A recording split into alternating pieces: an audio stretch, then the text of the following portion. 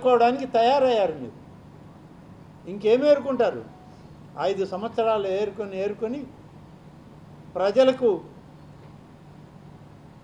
తమకే ఒక ఆలోచన వచ్చి మీరు ఈ రాష్ట్రంలో ఈ సమాజంలో తగరు అని చెప్పి మిమ్మల్ని సమాజానికి దూరంగా ఉండమని చెప్పి రాష్ట్ర ప్రజలు మీకు బుద్ధి చెప్పినా మీకు ఇంకా బుద్ధి రాలేదు.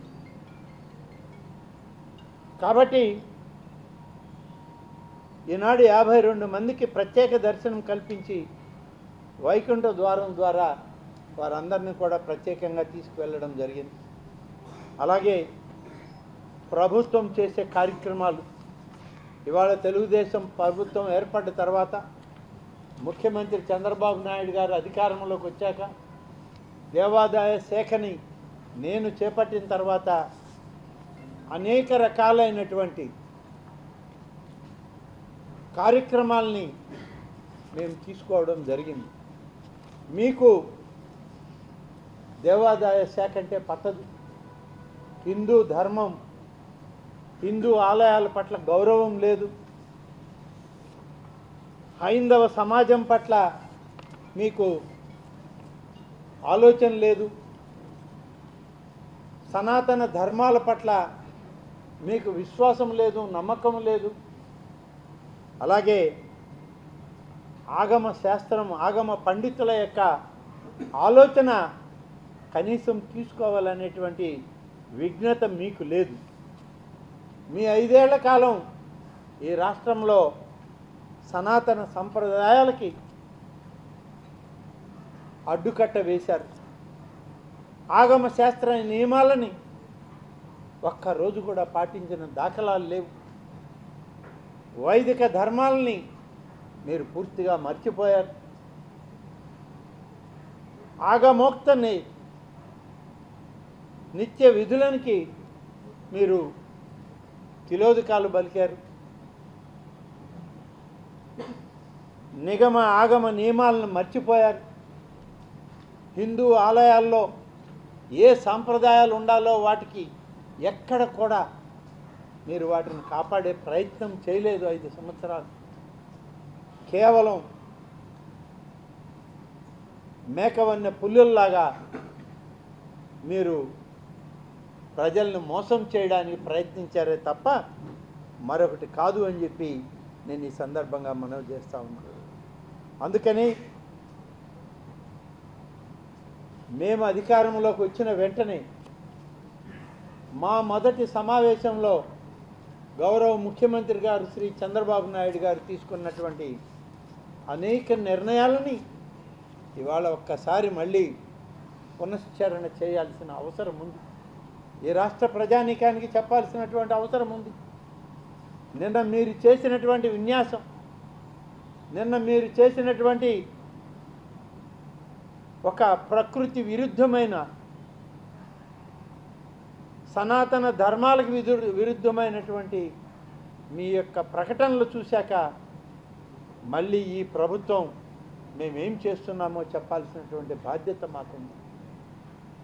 కనీసం విఘ్నులైనటువంటి పండితులను కూడా మీరు విస్మరించారు, వేదాన్ని మర్చిపోయారు.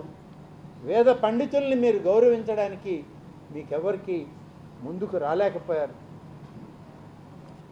అందుకని తెలుగుదేశం ప్రభుత్వం చంద్రబాబు నాయుడు గారు ముఖ్యమంత్రిగా వచ్చాక దేవాదాయ శాఖ అనేక నిర్ణయాలు తీసుకుంది. ఆ నిర్ణయాల్లో భాగమే ఈనాడు సనాతన ధర్మాన్ని పాటిస్తూ హైందవ ధర్మ ప్రచారంలో భాగంగా ఆధ్యాత్మిక చింతన పరమావధిగా ప్రజలకు మరింత మెరుగైన దైవ దర్శనాలు ఉండాలని చెప్పి అన్ని ఆలయాలకు, అన్ని ప్రాంతాల్లో ఉన్న ఆగమ పండితులకు, దేవాదాయ శాఖకు ఈ ప్రభుత్వం ఆదేశాలు ఇచ్చింది. ఆలయాల్లో జరిగేటువంటి పూజాది కైంకర్యాలతో పాటు ఏ నిర్ణయమైనా సరే ఆగమ పండితుల యొక్క నిర్ణయానికి అనుగుణంగా ఉండాలి తప్ప ప్రభుత్వ అధికార యంత్రాంగం చొరవ తీసుకొని ఏ నిర్ణయం అంటే ఆ నిర్ణయం చేయకూడదని చెప్పి నిర్ణయించడం జరిగింది. అలాగే ఏ ఆలయంలోకి వెళ్ళినా అది వైష్ణవాలయమా, శైవాలయమా, అమ్మవారి ఆలయమా, లేకుంటే సుబ్రహ్మణ్య స్వామియా, లేకుంటే విఘ్నేశ్వర స్వామియా, ఏ ఆలయానికి వెళ్ళినా హిందూ ఆలయాల్లో ఆ యొక్క ఆలయంలో ఉన్నటువంటి దైవ నామ కీర్తనలు ఉండాలి తప్ప వేరొక రకమైనటువంటి ఏ రకమైన కార్యక్రమం వినపడకూడదు అని చెప్పి చెప్పడం జరిగింది. ఎక్కడైనా లేకుంటే మైక్ సెట్లు పెట్టి ప్రతిరోజు ఉదయం సాయంత్రం ఆగమ సాంప్రదాయాల ప్రకారం ఓంకార నాదంతో ఆ యొక్క భగవంతుని యొక్క నామస్మరణ ఆలయంలోకి అడుగుపెట్టిన వెంటనే భక్తులకు వినిపించాలని చెప్పి చెప్పడం కూడా జరిగింది. అమలు చేస్తూ ఉన్నాం ఇవాళ. అలాగే అత్యంత ప్రతిష్టాత్మకంగా దసరా ఉత్సవాలను జరపాలని ముఖ్యమంత్రి గారు ఆదేశాలు ఇచ్చారు. ఆ ఆదేశాలను పాటించాం. నవరాత్రి ఉత్సవాలని కనకదుర్గమ్మ అమ్మవారి దగ్గర కానీ, శ్రీశైల క్షేత్రంలో కానీ, శ్రీకాళహస్తి క్షేత్రంలో కానీ, అలాగే అన్ని అష్టాదశ పీఠాలలో మన రాష్ట్రంలో ఉన్నటువంటి 5 అమ్మవారి పీఠాల దగ్గర కానీ పూర్తి స్థాయిలో ఈ యొక్క నవరాత్రి ఉత్సవాలని అత్యంత వైభవోపేతంగా జరిపిన కార్యక్రమం మీ అందరికి కూడా తెలుసు. కనకదుర్గమ్మ ఆలయం దగ్గర మూలా నక్షత్రం రోజున ప్రభుత్వ ప్రతినిధిగా ఈ రాష్ట్ర ముఖ్యమంత్రి చంద్రబాబు నాయుడు గారు కుటుంబ సమేతంగా తన సతీమణి, తన కుమారుడు, తన కోడలు కుటుంబ సమేతంగా వచ్చి అమ్మవారిని దర్శించుకొని అమ్మవారికి సారె చీరలను పెట్టి అమ్మవారి దగ్గర ఆశీస్సులు తీసుకొని వెళ్ళడం జరిగింది. ఆ మూలా నక్షత్రం రోజు గతంలో ఏనాడు చేయనటువంటి ప్రయత్నం. ఎన్ని లక్షల మంది వచ్చినా అందరికీ ఉచిత దర్శనమే కనకదుర్గమ్మ ఆలయంలో జరగాలని చెప్పి నిర్ణయించి అమలు చేశాం. వచ్చిన ప్రతి భక్తుడికి ఉచిత లడ్డూ ప్రసాదం ఇవ్వాలని చెప్పాం. విజయదశమి రోజు కూడా అమ్మవారి యొక్క దర్శనం ఉచితంగా ఉన్నింది. ఉచిత లడ్డూ ప్రసాదం ఎన్ని లక్షల రూపాయలు ఖర్చైనా డబ్బుకు విలువ లేకుండా కేవలం అమ్మవారి యొక్క ఆశీస్సులు వచ్చిన ప్రతి ఒక్కరికి ఉండాలని లక్షలాది మంది భక్తులకి కార్యక్రమాలలో అందరికీ ఇవ్వడం, పాలు, మజ్జిగ, మంచినీరు, అంతకుముందు వాటర్ శానిటరీస్ ఇచ్చారు. ఇవాళ పెద్ద పెద్ద మాటలు చెప్పిన ఈ పెద్ద మనుషులు మంచినీళ్ళ ప్యాకెట్లు ఇస్తే ఈ ప్రభుత్వం water bottles, mineral water bottles ఇచ్చింది. మరి కనకదుర్గం ఆలయం దగ్గర భక్తులందరూ సంతోషించారు. అలాగే ఆలయ ప్రజల్లో ఆన్లైన్లోనే ఇవన్నీ కూడా చేయాలని 6A టెంపుల్స్ ఏమున్నా కూడా ఈ రాష్ట్రంలో ఆన్లైన్లోనే భక్తులకి టిక్కెట్లు కానీ, ప్రసాదాలు కానీ, పూజాది కార్యక్రమాలు కానీ ఉంచాలని చెప్పి చెప్పడం జరిగింది. వీటన్నిటితో పాటు దాదాపుగా మేము ఎన్డీఏ ఉమ్మడి ప్రణాళికలో ఇచ్చినటువంటి వాగ్దానాలను కూడా నెరవేర్చింది తెలుగుదేశం ఎన్డీఏ కూటమి ప్రభుత్వం. కన్నికా పరమేశ్వరి ఆత్మార్పణ దినోత్సవాన్ని రాష్ట్ర అధికార ఉత్సవ దినోత్సవంగా ప్రకటించాలి అని చెప్పి ఆర్య వైశ్య సమాజం కోరితే దానికి ఆదేశాలు ఇచ్చి ప్రభుత్వమే అమ్మవారికి చీరా సారీలు అందిస్తుందని చెప్పి నిర్ణయం తీసుకోవడం జరిగింది. 50,000 రూపాయల కంటే తక్కువ ఆదాయం కలిగినటువంటి ఆలయాలకి అక్కడ ధూప దీప నైవేద్యం అనేటువంటి దాని కింద గతంలో 5,000 ఇస్తుంటే ఇప్పుడు 10,000 రూపాయలు ఆ అర్చకుని పేరుతో బ్యాంక్ అకౌంట్కి ప్రతి నెల పంపించే సంప్రదాయాన్ని నెలకొల్పింది వాళ్ళ తెలుగుదేశం ప్రభుత్వం. దేవాలయాల్లో ఉత్సవాలు, ఇతర క్రతువులకు వైదిక ఆగమాల ప్రకారమే జరగాలి అని ఆదేశం ఇచ్చాం. ఏదైనా సరే అధికార యంత్రాంగం దీంట్లో జోక్యం లేదు, ఆగమ శాస్త్రం ప్రకారం జరగాలి అని చెప్పి చెప్పడం జరిగింది. వేదాధ్యయనం చేసినటువంటి వేద పండితులు ఎవరైతే ఉంటారో, ఇవాళ యువత వేదం చదవమంటే సద్బ్రాహ్మణ కుటుంబాల్లో కూడా వేదం చదవడానికి వెనకాడుతున్న రోజులు. మేము వేదం చదివి ఏం చేయాలి? మాకు ఉద్యోగ నియామకాలు లేవు, మమ్మల్ని మేము ఎలా పోషించుకోవాలని అడిగితే అటువంటి వారికి 3 సంవత్సరాల పరిధిలో ఒక్కొక్క వేద పండితుని సర్టిఫికేట్ పొందినటువంటి వాళ్ళకి, వేదాన్ని అభ్యసించే వాళ్ళకి నెలకి 3,000 రూపాయల లెక్కన 3 సంవత్సరాల పాటు సంభావన కింద ఇవ్వడానికి ప్రభుత్వం నిర్ణయించింది, జీవో జారీ చేసింది. త్వరలోనే 600 మంది వేద పండితుల్ని ఎంపిక చేశాం. నిరుద్యోగ యువతకి 3,000 లెక్కన సంభావన ఇస్తూ ఉద్యోగ అవకాశాలకి ప్రభుత్వ ఆలయాల్లో ఎక్కడైతే ఖాళీలు ఏర్పడ్డాయో, ఎక్కడైతే ఇవాళ వేద పండితుల కొరత ఉందో ఆయా ఆలయాల్లో వేద పండితుల్ని నియామకం చేయడానికి ఇప్పటికే దాదాపుగా 250 నుంచి 300 నియామకాలను చేయడానికి దేవాదాయ శాఖ నిర్ణయం తీసుకుంది. త్వరలోనే దానికి అడ్వర్టైజ్మెంట్ ఇచ్చి సర్టిఫికేట్స్ ఉన్నటువంటి వాళ్ళకి పరీక్షల ద్వారా ఎంపిక చేసి వాళ్ళని తీసుకోవడం జరుగుతుంది. ప్రభుత్వ ఆలయాల్లో వేద పండితుల్ని నియామకం చేయడానికి చేసుకోవడం జరుగుతుంది. అలాగే ఇవాళ ఆలయాల్లో కొన్ని తక్కువ స్థాయిలో ఉన్నటువంటి వాళ్ళు ఆలయాల్లో వాళ్ళకి సభ్యులుగా పాలక వర్గాల్లో ఉండడానికి అవకాశం లేకపోతే ఇవాళ చట్టాన్ని సవరించాం. నాయీ బ్రాహ్మణులకి, బీసీ కులాలకు చెందిన నాయీ బ్రాహ్మణులకి ఒక సభ్యుడు కంపల్సరీగా ఉండాలని, బ్రాహ్మణులకి ఒక సభ్యత్వం కంపల్సరీగా ఉండాలి ఖచ్చితంగా అని ఇవాళ దాదాపుగా 1400 ఆలయాలకి కొత్తగా పాలక వర్గాలను నియమించబోతూ ఉన్నాం. 2 సభ్యుల్ని పెంచి చట్టాన్ని కూడా ఇవాళ సవరణ చేసి అమల్లోకి తెచ్చింది ఇవాళ తెలుగుదేశం ప్రభుత్వం. 1492 ఆలయాలకి ఈరోజు మేము కొత్త పాలక వర్గాలని నియమించబోతూ ఉన్నాం ఫిబ్రవరి మాసంలో అని చెప్పి ఈ సందర్భంగా తెలియజేస్తూ ఉన్నాను. అంతేకాదు 50,000కి పైన ఉన్నటువంటి ఆదాయం కలిగినటువంటి ఆలయాల్లో ఇప్పటికే అర్చకులుగా ఉన్నటువంటి ప్రభుత్వ రిజిస్టర్డ్ ఆలయాల్లో 10,000 రూపాయలు వాళ్ళకి గౌరవ వేతనంగా ఇస్తూ ఉంది దేవాదాయ శాఖ. 10,000 రూపాయలు సరిపోదని చెప్పి ఆ అర్చకులకి 15,000 రూపాయలకు పెంచి వాళ్ళకి మరి ఈ గౌరవ వేతాన్ని పెంచడం జరిగింది. ఆ విధంగా వాళ్ళందరికీ కూడా ఇవ్వడానికి ఇవాళ మేము నిర్ణయం తీసుకోవడం జరిగింది. దీనితో పాటు ఆలయాల్లో ప్రతి ఆలయాల్లో ప్రధానమైన ఆలయాలన్నీ సీసీ కెమెరాలు పెట్టమన్నాం, కంప్లైంట్ బాక్స్ పెట్టమన్నాం. కంప్లైంట్ బాక్స్తో పాటు అనుసంధానం చేయడానికి ఈఓ వాట్సాప్ టెలిఫోన్ నెంబర్ పెట్టమన్నాం. అలాగే డిప్యూటీ కమిషనర్ టెలిఫోన్ నెంబర్ కూడా అక్కడ ఉంచాలి.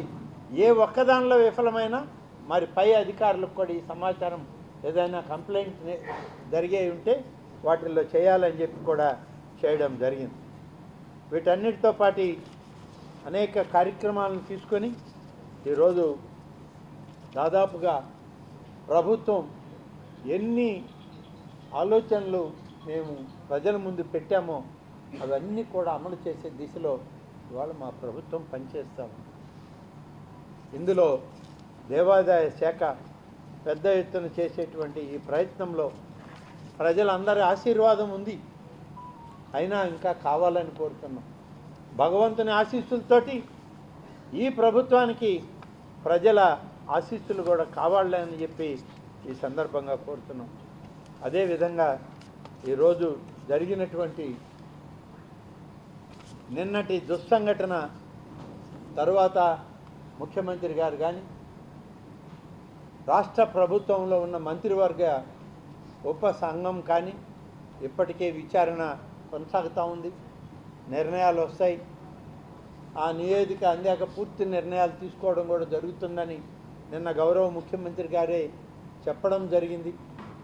అయితే అక్కడ ఉన్నటువంటి దానిలో వెంటనే జరిగినటువంటి తప్పులు అర్థం చేసుకున్నటువంటి ప్రభుత్వం ముఖ్యమంత్రిగా తన బాధ్యతగా ఒక ఐఏఎస్ అధికారిని, 2 ఐపీఎస్ అధికారులు విధులు నిర్వర్తించడంలో విఫలమయ్యారని చెప్పి వారిని అక్కడికక్కడే బదిలీ చేసి నిన్న ముఖ్యమంత్రి గారు తిరిగి అమరావతికి వెళ్ళేలోగానే ఆదేశాలు ఇచ్చినటువంటి ప్రభుత్వం ఈ ప్రభుత్వం.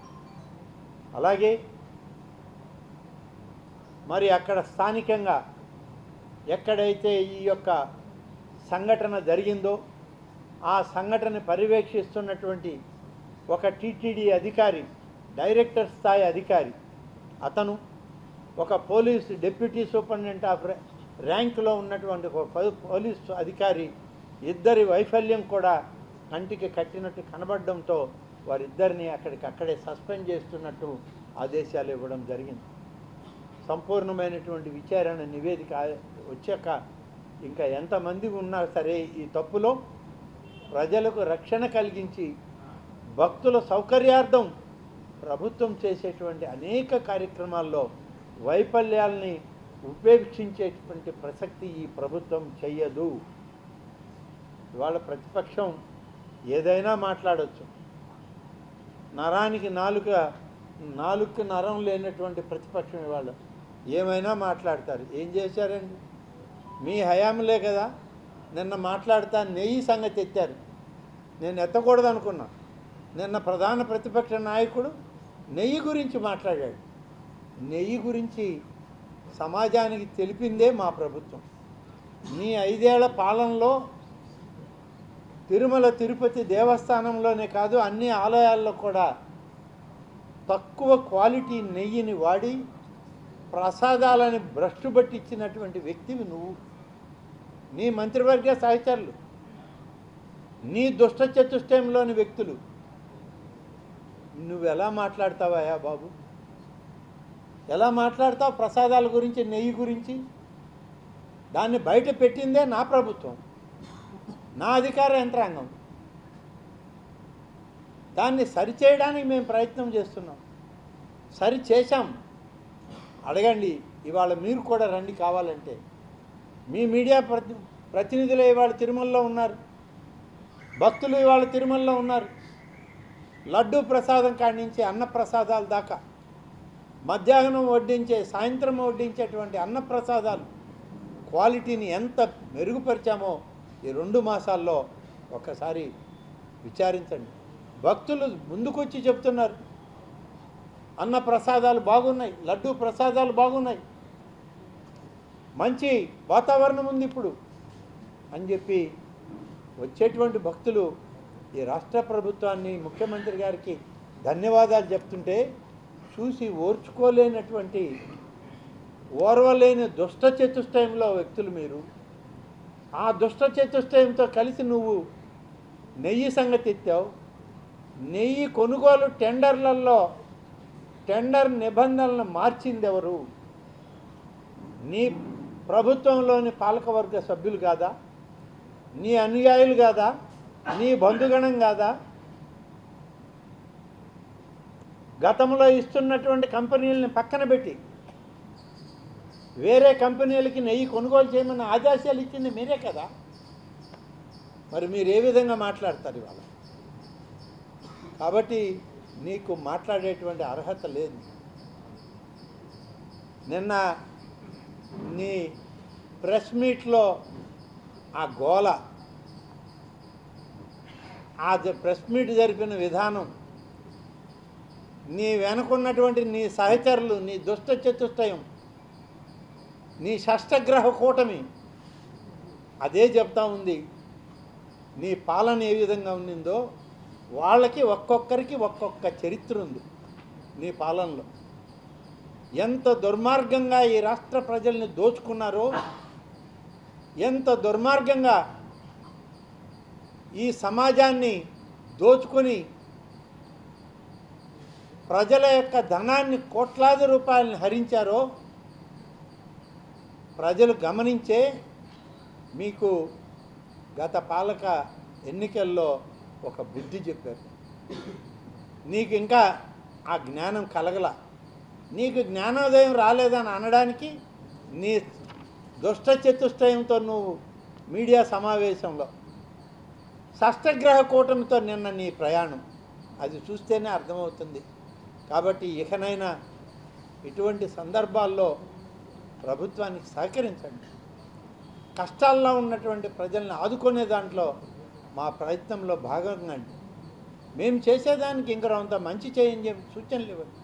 అంతే తప్ప మా ప్రభుత్వాన్ని విమర్శించే స్థాయి మీకు ఎప్పుడూ రాదు, రానివ్వం కూడా.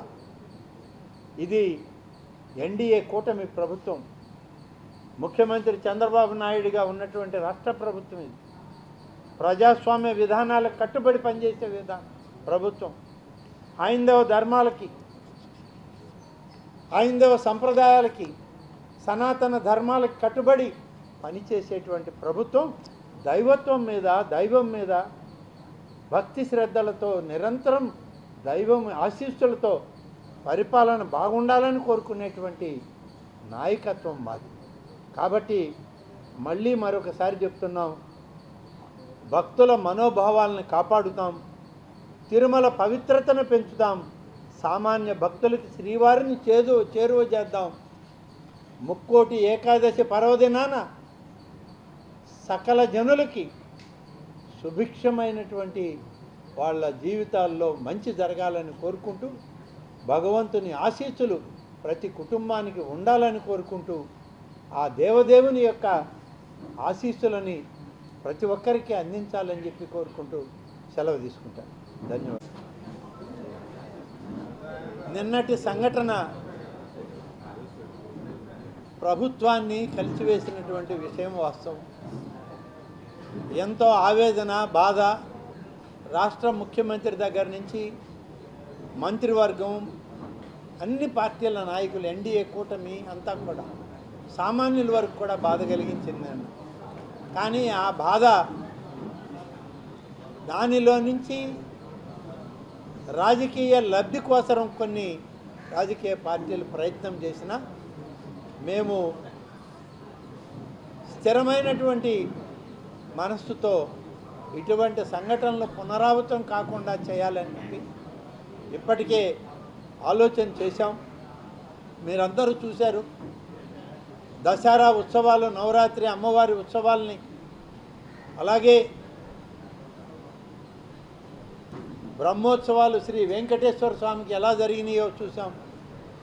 అంతో పకడ్బందీగా అనేక ప్రణాళికల మధ్య ముఖ్యమంత్రి గారు, సీనియర్ అధికార యంత్రాంగం, పాలక వర్గాల సూచనల మేరకు బాగా జరిగాయి. కానీ నిన్నటి దుస్సంఘటన జరగడం అనేటువంటిది బాధ కలిగించిన మరొకసారి పునరావృతం కాకూడదని గౌరవ ముఖ్యమంత్రి గారు పాలక వర్గ సభ్యులకు, అధ్యక్షుడికి, ఆ యొక్క తిరుమల తిరుపతి దేవస్థానం యొక్క ఈఓ తోటి ఇతర అధికారులకి ఆయన ఆదేశాలు ఇచ్చాడు. ఎప్పటికప్పుడు సమీక్షల ద్వారా అందరి ఉమ్మడి ఆలోచనతో ఆగమ శాస్త్రాల ప్రకారం ఉత్సవాలు జరగాలి. ప్రతినిత్యం దైవ పూజలు, కైంకర్యాలు కూడా మనం ఆగమ పండితుల యొక్క విధానాల ప్రకారమే చేయండి. మీరెక్కడ కూడా తొందరపాటు నిర్ణయాలు చేయొద్దు. ఇటువంటి పెద్ద పెద్ద కార్యక్రమాలు అన్నప్పుడు జిల్లా అడ్మినిస్ట్రేషన్ని, రాష్ట్ర ప్రభుత్వ దేవాదాయ శాఖ, రెవెన్యూ శాఖల్ని కలుపుకొని మీరు సరైనటువంటి నిర్ణయాలతో ముందుకు వెళ్ళాలే తప్ప సొంత నిర్ణయాలు తీసుకోవద్దు అని చెప్పి నిన్న ఆదేశాలు ఇవ్వడం జరిగింది. త్వరలోనే ఈ యొక్క ఉత్సవాలు జరిగేటప్పుడే మళ్ళీ ఒకసారి మేమందరం కూడా వెళ్ళడం జరుగుతుంది. అది కూడా ఇవాళ వైకుంఠ ఏకాదశి, రేపు వైకుంఠ ద్వాదశి, 2 రోజులు ప్రధానమైనటువంటి ఆగమ పండితుల ఆరాధ్యంగా భావించేటువంటి వైకుంఠ ద్వార దర్శనం. కానీ దీన్ని 10 రోజులకు పెంచారు. 10 రోజులకు పెంచడంలో ఆగమ పండితుల యొక్క ఆలోచన ఉందో లేదో తెలియదు. ఇవన్నీ కూడా పరిశీలన చేసి సరైన విధానంలో భవిష్యత్తులో మరిన్ని ఉన్నత కార్యక్రమాలు, ప్రణాళికలు, ఉత్సవాలు వైభవంగా జరిపించే కార్యక్రమాల్లో ఉమ్మడి ప్రణాళికతోనే తిరుమల తిరుపతి దేవస్థానంలో వైభవోపేతంగా వారితో పాటు అన్ని ఆలయాల్లో కూడా దేవాదాయ శాఖలో మంచి నిర్ణయం తీసుకోవడం జరుగుతుంది. మరిన్ని వీడియోస్ కోసం ఛానల్ ని సబ్స్క్రైబ్ చేయండి. లేటెస్ట్ అప్డేట్స్ కోసం వాట్సాప్ ఛానల్ ని ఫాలో అవ్వండి. ఆ లింక్ డిస్క్రిప్షన్ లో ఉంది.